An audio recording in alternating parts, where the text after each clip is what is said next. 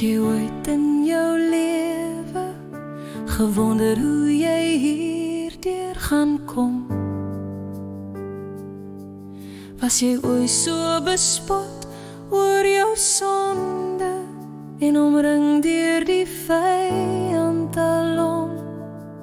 Weet jy hoe dat dit voel om te bewe terwyl jy terugdink aan jou sonde?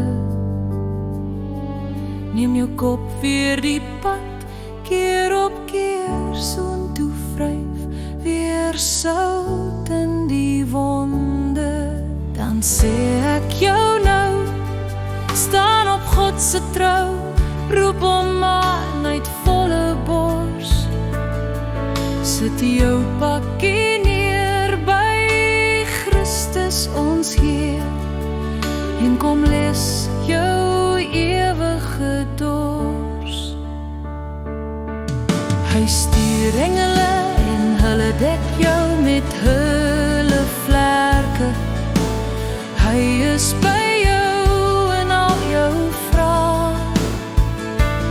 Hy's nog altyd daar al kon jy hom nie sien nie, en dis hy wat jou dra.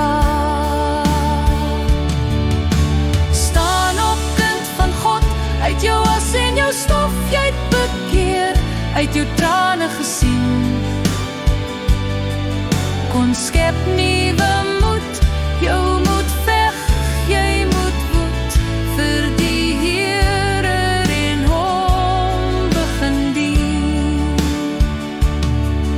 In die geestesoorlog het vyand geen reg op jou, Jesus het hom reeds oorwin. Dis 'n feit hy moet wyk, dis God se koninkryk. Laat jou geestesoorlog begin. Ons is meer as oorwinnaars, want ons storie is geskryf in die kosbare bloed van die lam. Jy sal nêrens kan val waar sy oë nie kan sien, en sy hande vir jou nie kan vang.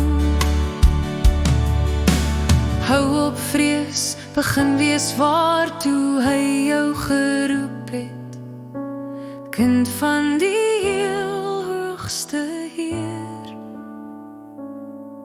Want jou flikker geloof word 'n brandende bos met 'n vuur wat die vyand verteer.